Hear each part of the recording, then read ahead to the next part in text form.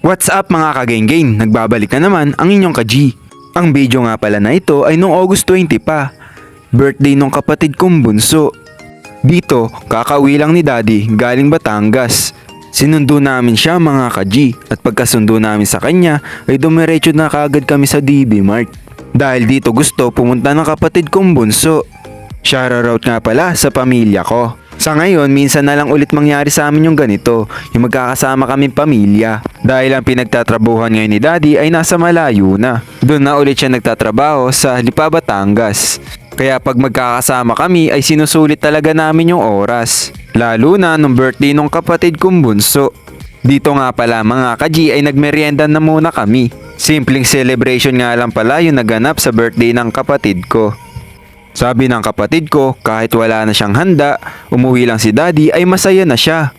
Vloggeris nga rin pala yung kapatid ko na yan. Sa mura nga pala niyang edad mga ka-G, ay may pagka-matured nga siyang mag-isip. Imbis daw na bilhan siya ng panghanda, ay gamit na lang daw sa school yung bilhin sa kanya. O diba, bata pa lang praktikal na, manang-mana sa kuya. At dito mga ka-G ay tumitingin na kami ng bag para sa kanya. Excited na nga pala talagang pumasok yung kapatid ko. Gusto na daw ulit niyang makita yung mga dati niyang kalaro. Dahil dito sa bahay ay wala siyang halos nakakalaro. Ang mga nakakalaro niya dito sa amin ay yung mga aso namin. Sabi nga ng iba, dog is a good best friend. Kaya ayun, tuwan-tuwa siya sa mga aso. At syempre mahilig din yan sa mga pusa. Kung friendly yung kapatid ko sa mga tao, syempre friendly din siya sa mga hayop. Kagaya mo, de joke lang. Ibang-iba na nga pala talaga mag-isip yung kapatid ko na to. Nagmamature na kagad yung isip niya dahil sa mga nangyayari sa paligid niya. Kung minsan nga nalalaman niya kagad pag may problema sa pamilya. Tapos kung minsan si mami pa yung pinapayuhan niya. Yung kapatid ko na yan talaga yung nagbibigay saya sa aming pamilya. Ako kasi puro problema lang yung ambag ko sa kanila. De joke lang, bait ko kaya. Para sa kapatid kong may birthday, ang masasabi ko sa'yo ay pagpatuloy mo lang yung mga hangarin mo sa buhay. Hanggang sa ikaw ay magtagumpay. Andito lang yung kuya mo na handa sa'yong umalalay. Shoutout nga pala kay Mami at Daddy, ang sweet nila dito. At ayun nga mga ka-G, patuloy lang kami dito sa paglilibot sa DB Mart. Tamang picture tapos ako, pagbibideo ang ginagawa ko. Tapos dito mga ka-G ay may makikita kayong gwapo. Alam kong walang makakakontra kasi video ko naman to. At dito mga ka-G ay may nakita akong mga alak. At syempre, hindi ako kukuha dyan. Oh, sino naglagay dyan? Oy, ibalik nyo nga yan. De, joke lang, wag na. Nandyan na yan eh. Touch move, wala nang balikan. Tulad sa ex mong hindi ka na binalikan. At ayan nga mga ka-G, tuwan-tuwa ang aking kapatid. Oo nga pala mga ka-G, ay may tatanong ako sa inyo. Meron nga pala kaming picture na magkakapatid dito. Gusto ko lang itanong sa inyo kung magkakamukha ba talaga kami. At ito nga pala yung picture na yon. Ano mga ka-G, magkakamukha ba kami? Feeling ko kasi hindi eh. Yung ilong ko kasi kakaiba eh. Mahalata mo talagang Pinoy na Pinoy eh. Okay lang. At least may ilong, di ba? Kaysa naman wala. Dito nga pala mga ka-G ay aalis na kami. Dediretso na kami sa Mang Inasal para maghapunan.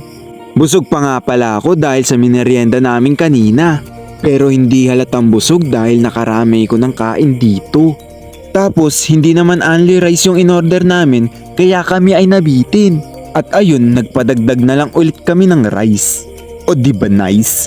At ayun mga ka-G, naraos namin yung birthday ng kapatid ko sa simpleng ganito. Marunong na rin kasing makontento kung anong meron sa buhay ang kapatid ko. Mas natutuwa siya pag kami ay kompleto. Mas gusto ko pa nga matupad yung mga pangarap ng mga kapatid ko kaysa sa pangarap ko. Matupad lang nila yung mga pangarap nila sa buhay ay masaya na ako. O teka, ba't ang drama ko? Tara mga ka-G, kain tayo. Alam nyo ba mga ka-G, na ang sarap-sarap pag kumpleto yung pamilya. Kahit na medyo mahirap, okay lang, nagagawa pa rin namang sumaya. Kahit na maraming problema, basta sama-sama ay makakaya. Kaya kayo mga ka-G, habang kumpleto yung mga pamilya nyo, ay sana enjoyin nyo lang yung mga moment na magkakasama kayo. Hays, pag-usapang pamilya talaga nakakadrama. At ayun mga ka-G, gusto ko lang batiin yung kapatid ko. Happy birthday sa'yo. Ipagpatuloy mo lang yung mga pangarap mo ha. Hayaan mo, tutulungan ka ni kuya. Yung nasa Pinoy Big Brother. De, joke lang. Syempre ako ang tutulong sa'yo. Lumaki ka sana may takot kay Lord. At ipagpatuloy mo lang yung pagiging mabait mo, ang pagkamatulungin mo, ang pagkasipag mo, at syempre ang pagrespeto mo sa mga tao. Alam ko namang naiintindihan mo na yung mga sinasabi ko. Love na love ka ni kuya. Sana naging masaya ka ngayong araw ng birthday mo. At dito mga ka-G ay pauwi na kami. Bago ako magpaalam sa inyo mga ka-G ay meron muna akong isya-shoutout. Shoutout nga pala kay Raisa, ang taong walang kahilig-hilig sa pagkain. O di ba? Halata naman sa katawan niya. At ayun mga ka-G, paalam na. Sheesh! Geng geng!